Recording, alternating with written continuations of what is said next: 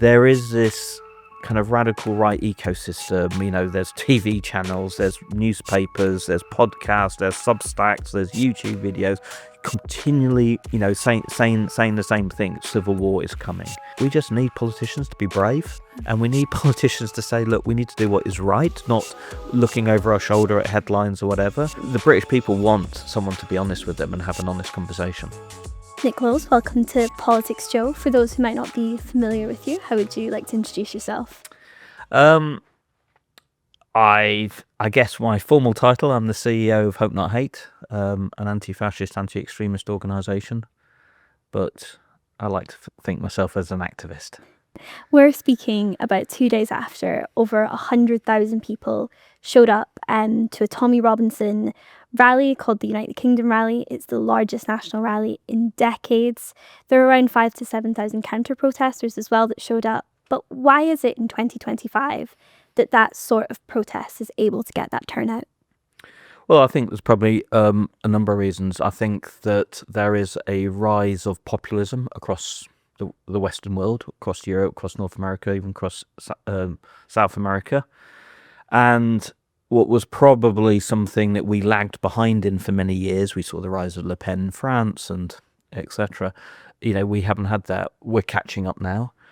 I think it reflects a growing frustration in society, obviously primarily being articulated through immigration, but I would argue the real causes are much deeper, and the solutions are obviously much deeper as well. So I think, and also I think that the far right have been far more successful in using social media than the progressive side, helped of course by people like Elon Musk and platforms that amplify their kind of message. And and I think that there is some soul searching that has to be done on our side of politics.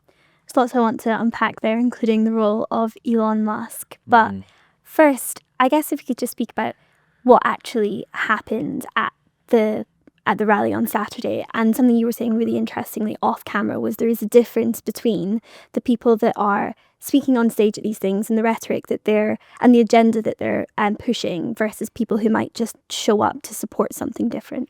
Yeah, I think the first thing we have to do is admit that it was a massive demonstration. Now, the police said 150,000. The organisers have said 3 million. I probably think there was probably 250,000, but either way, huge, and we've never seen a protest like it. There were a lot of football firms, as they call themselves, kind of the football hooligan world was there. There were some traditional far-right Nazis there, but there were also, as you say, lots of ordinary people, lots of women, lots of families. So, we've got to be honest about that. But I think what's important is that we differentiate out between those who went on the demonstration, many for the first time on such a demonstration, and the speakers and the organisers of it. Firstly, I'd say that the people who organise it are to the right of reform. So their politics is far more extreme. But just haven't listened to the speakers. Hardly anyone mentioned small boats. This is supposedly this protest around immigration and the failure of successive governments to stop the small boat. No one talked about it. And that's because their agenda is much more hardline than that. It's about multiculturalism and a multicultural society. We had speakers say that only Christianity should be allowed in the UK and that all other religions should be banned. We had speakers talking about the kind of great replacement conspiracy theory. There's this organised plot to dilute the white race in Europe. We had speakers talking about the threat of Islam and by extension Muslims. So, the speakers were a lot more hardline, and that's probably makes it even more frightening that they could get such a huge crowd there where their views, the views of those speakers are on the extreme of society. British society is not in that place on these issues.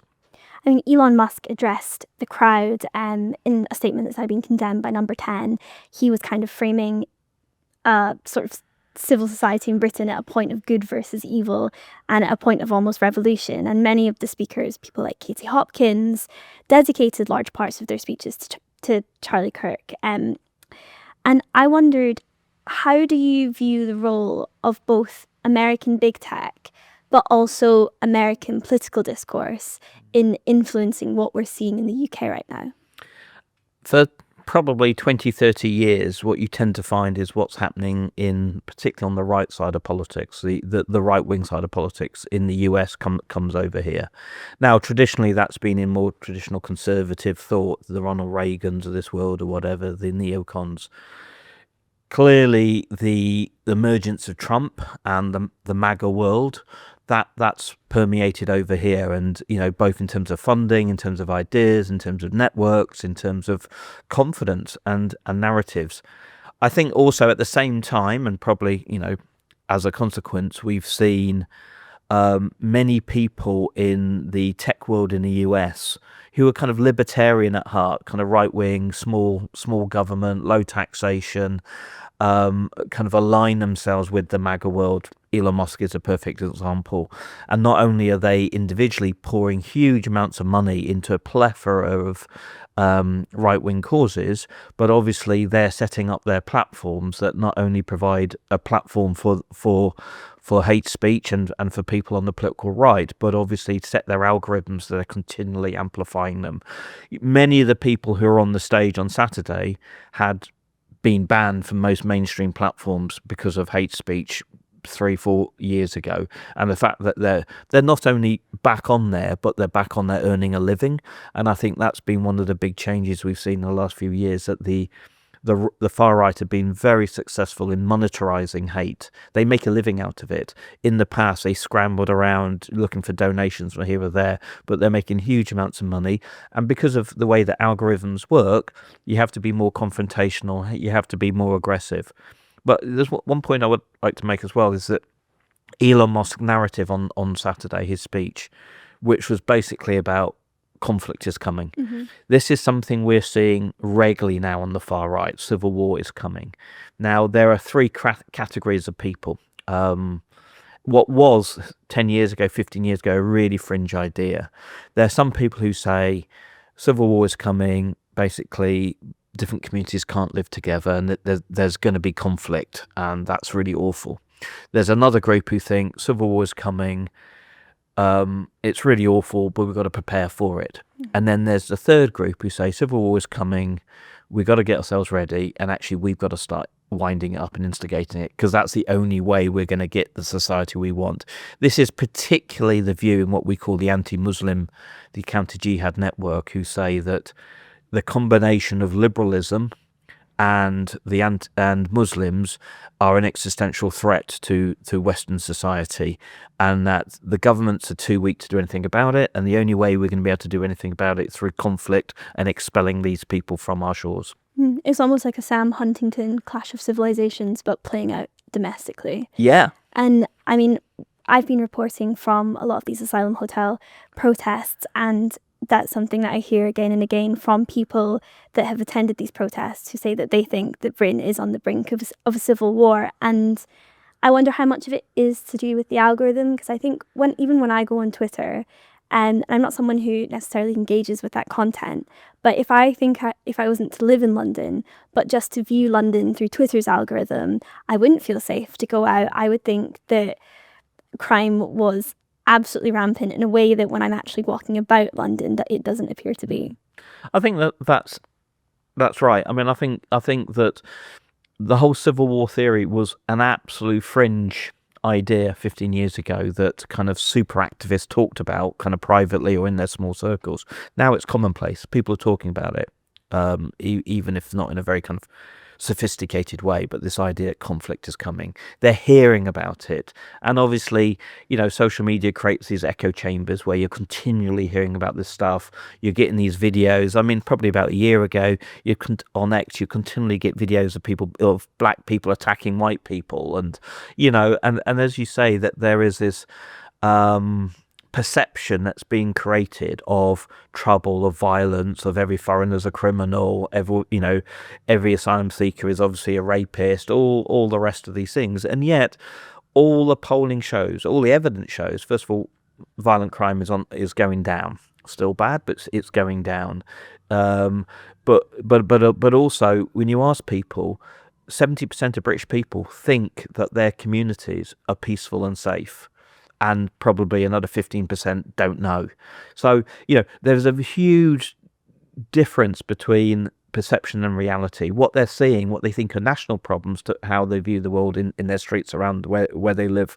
Obviously, we can't ignore as well that this Tommy Robinson rally has happened amidst the rise of parties like Reform, even though Nigel Farage denies being associated with the far right. In fact, he likes to say that no politician has done more than him to stop the far right. But I mean, I saw stickers that had Farage's face on them, along with slogans, "Stop the Boats," being put up around different London tube stations during the protests. So what do you think the role of Reform is in this and fueling nationalist protests like this? Well, yeah, I mean, I think you've got to look at Tommy Robinson, you've got to look at Reform in the broader context, because there are differences between them. Certainly Nigel Farage tries to distance himself from Tommy Robinson, but some of their core narrative is the same. And I think that, there is this kind of radical right ecosystem. There's TV channels, there's newspapers, there's podcasts, there's Substacks, there's YouTube videos, continually, saying the same thing. So, they operate in the same pond. But I also think it's fascinating that actually, Tommy Robinson, the kind of right flank of Reform, to the right of Reform, the impact it's having on Reform. So 2 weeks ago, Nigel Farage had a press conference where he outlined his position to deport everyone who didn't have right to stay in the UK. He said 600,000 people. A year ago, he said that was an untenable position. It wasn't achievable. So it just shows that even though he distances himself from Tommy Robinson, the impact of Tommy Robinson and his politics has on Reform is quite significant. Especially when you consider those criticisms that Rupert Lowe made of Nigel Farage, and Nigel Farage not being harsh enough on immigration, which, I mean, you could view as the reason Rupert Lowe lost the whip. But like you said, now Nigel has adopted that stance. Yeah. And I guess as well, to go back to the asylum hotels, a lot of people there that I was speaking to seem to have a lot of misinformation around what the UK asylum hotel system is actually like and what UK asylum seekers receive from the government. But as well as that misinformation, there is a really profound feeling of unfairness. They feel like they're working really hard, but their rent and their bills is increasing. Former amenities in their towns that they once had access to, like leisure centres, are closing. And I think some of them as well do have real safety concerns. Is there a way to unpick real grievance and concern from racism, hatred, and misinformation?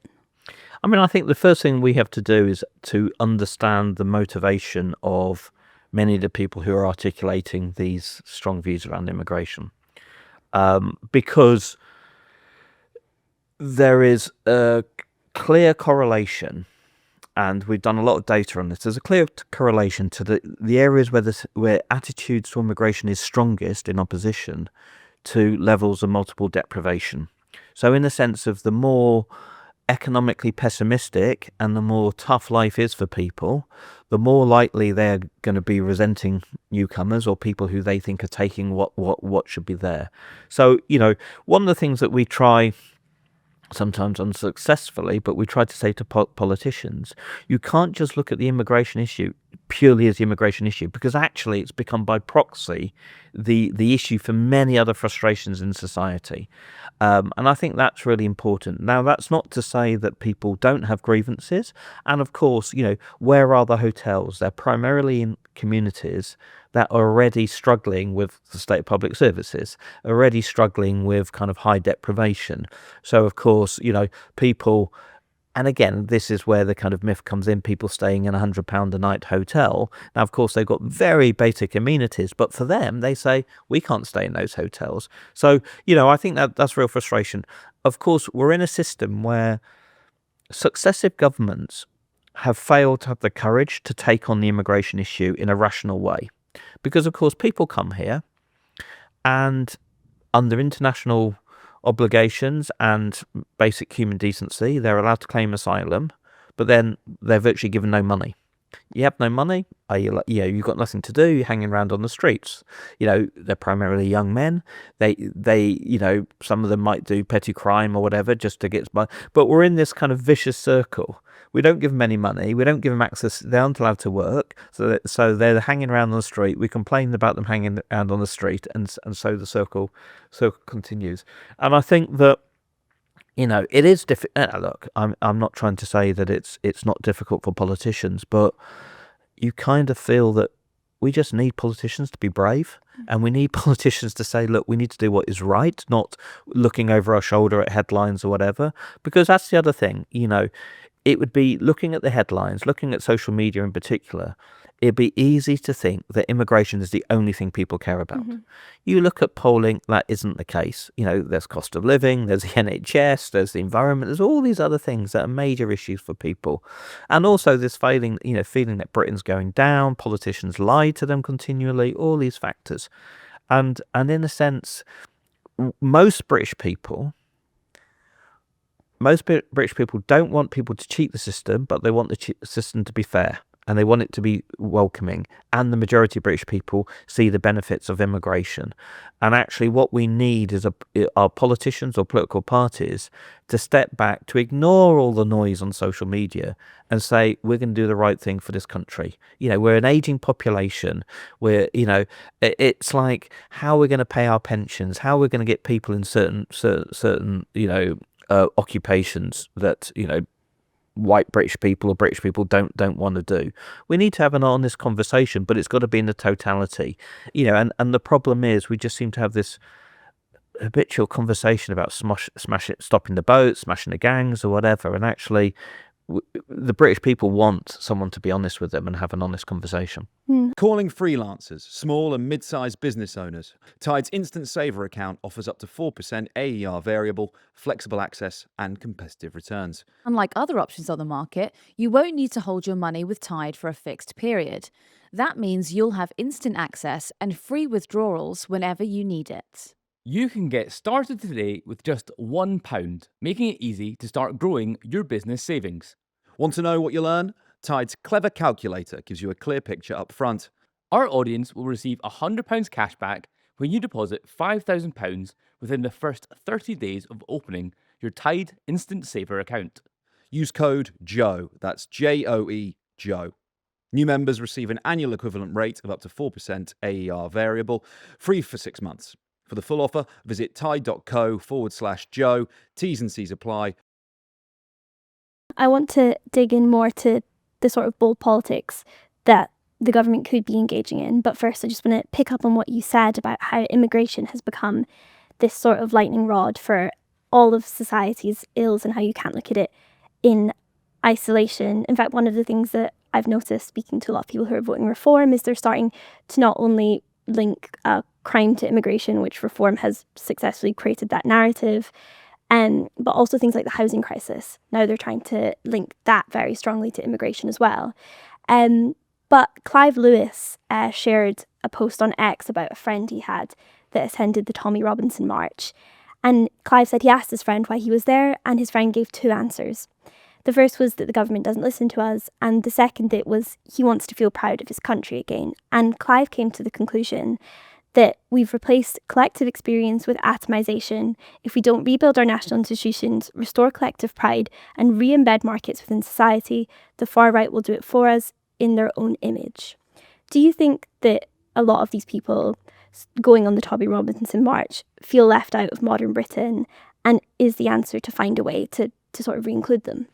Yes, I do. I mean, I think that there has been a growing disconnect between people and power for many, many years now. And, I think and power, not just in government and democracy, but in finance capitalism, the stock, the crash happened in 2008. No one is held responsible for it. All these things that power just moves away from them and they become more powerless in their lives. And I think that this is another consequence of that, or another demonstration of that. I think that we need to look fundamentally about how people engage in the system. Now, many of these things are made worse by social media, and one of the consequences is people's attention span is a few seconds, right? So people don't necessarily want rational debate on it, but at the same time, we've got consecutive governments now kind of treating people like children, talking down to them, taking power away from them, not trusting them. And actually, again, just I talked about economic pessimism and everything, the other correlation between strong attitudes against kind of immigration and even support for Tommy Robinson is this feeling that their society's changed. And I'll give you a classic example. So the former coalfield communities, which spans a big section of society. Now, for men, the single biggest employer in those communities is warehousing. So it's night work, it's shift work, it's zero contract hours, it's low pay, often quite away from where they live. And in Yorkshire, so nationally it is 30%. 30% of men in former coalfield communities working in warehousing. In Yorkshire, it's 60%. At the same time, since the strike in the 1980s, more and more women in those communities have joined the workforce, primarily in white-collar jobs, councils, NHS, jobs like that. So more secure, bigger rights, longer-term contracts, probably higher pay. And within that, within those communities, the union has gone, the working men's club's gone, the infrastructure has been decimated after 15 years of austerity.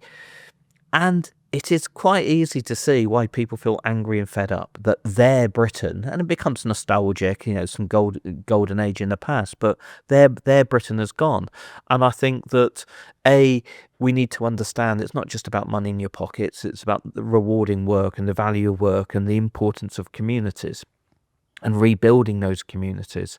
But, it's Britain's role in the world. I mean, we're not the superpower anymore. We don't have an empire. We're actually really irrelevant in the world. And yet you listen to many politicians and it's as though we're still that. And there's a disconnect.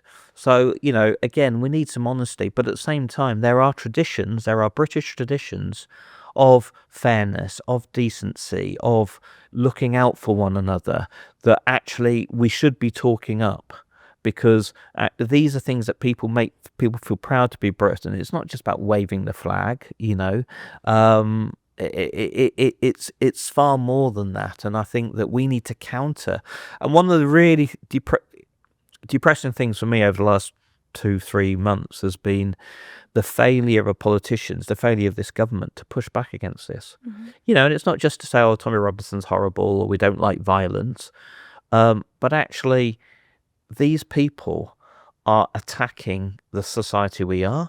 We've seen a huge upsurge in racial violence over the last few weeks in the UK. Awful. You talk to most kind of Black and Asian people, and most of them are telling you that they're more scared now than they ever have been.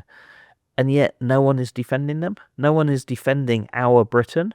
And I think, what is frustrating is that the majority of British people want multiculturalism to work. They like mixing with people of other religions and other faiths. They want the government to do something on cohesion. And yet we have a government and the whole political system which just seems scared and caught in the headlights of the far right. And they can't talk about issues to do with race or racism without also referring to without also then making a reference about small boats or people coming in. It's just, let's defend the country that we are. I wonder, how do you view someone like Zach Plansky, the new leader of the Greens, who seems to be taking quite a different tact from the Labour government and, in his own words, says taking the fight to reform using their own sort of populist methods to fight back? I mean, see, it's interesting because I think... people call it different things. Like some people call it left-wing populism, some people call it democratic populism, whatever you want to call it.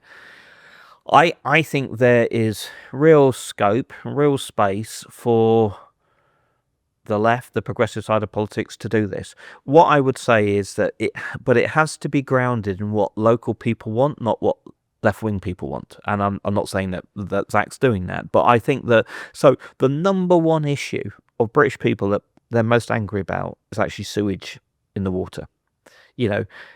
They see these companies making huge profits and siphoning off money and offshore accounts. There is literally shit in the water, and they can't understand why they can't do anything about it.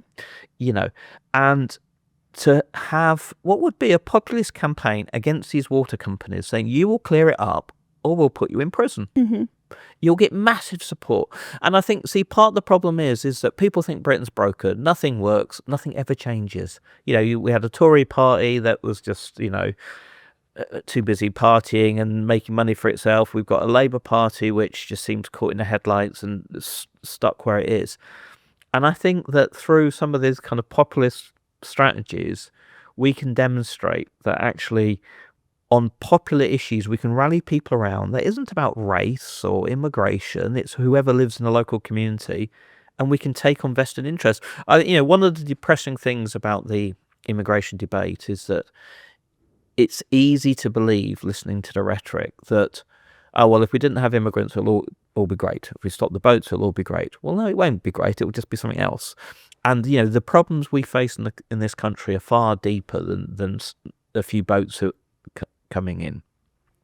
And I think that actually, sewage, things like that are fundamental things that we should be campaigning about. So, look, I mean, in terms of your question, in terms of Zach, I kind of feel that this idea of progressive populism, left-wing populism, whatever, I think it's good, because actually I think it's, what we do need are the small person taking on vested interests, because vested interests continually to screw over small people. I guess that might be one strategy for how to defeat the far right, which is a really great segue into your book. Can you tell us about your book? Yeah, so I've written this book. I mean, obviously, I've been involved in this world in anti-racism, anti-fascism for 35 years now, since I was a teenager, and I have to say that it's never been more kind of challenging times. And I suppose a combination of the publishers, but also myself, it's just like, actually, we're fighting all the time on day-to-day issues. Actually, sometimes you've got to step back and think, right, what is the solution? Now, there is no simple solution. As you see in the book, there's multiple issues that are going on, and there's multiple solutions, and everyone has to play their part. But fundamentally, I genuinely believe that the majority of people in Britain are good people, are decent people, want to live in peaceful communities, want to have food on the table, want to be a good country in the world.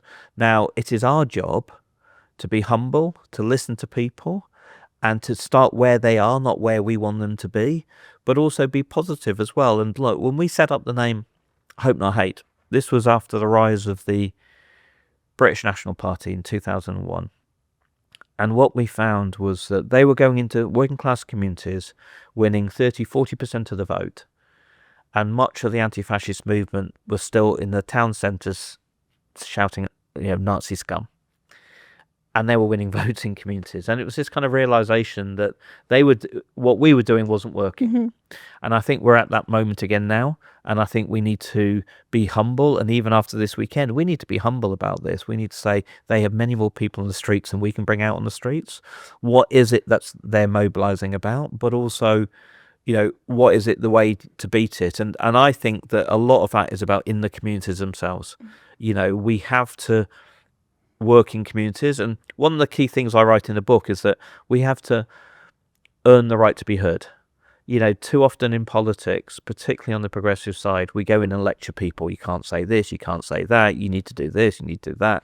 And actually, we need to do a bit more listening. We need to understand people's anxieties, and we need to work with them to make their lives better. And that's not to say that other issues aren't important, but unless you can change their lives, they're not going to listen to anything else that you say. So I've written this book. It took me 13 weeks to write, from beginning to end, on top of my day job. So I'll get that qualification in there now. But it's partly a reflection on things in my own life and my own work, but also I'm trying to look at kind of youth radicalisation, community stuff, immigration issues, the climate policies, etc. So I'm trying to bring it all together in one book. And finally, Hope Not Hate. Where do you see hope in British politics today? I don't see a lot of hope in British politics. I see hope in British people. Because if you just go back to the riots of a year ago, on one hand, you saw the very worst in society, but you also saw the very best. That actually, under stress, people step up. People don't want trouble in their communities. They want peace. They want to live together peacefully with people of different backgrounds or cultures. And we need to harness that. And I think the answer to a lot of this is in the communities themselves. And this is a kind of bottom-up strategy. We need our politicians to be brave. We need our politicians to lead.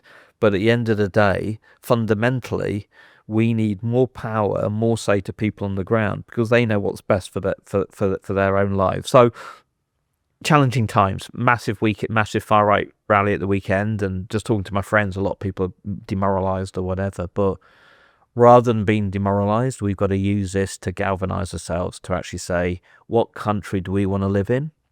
And if we don't want their way of life, if we don't want what they're saying, we don't want their civil war, we've got to stand up and do something about our society. Nick Lowles, thank you so much for joining us.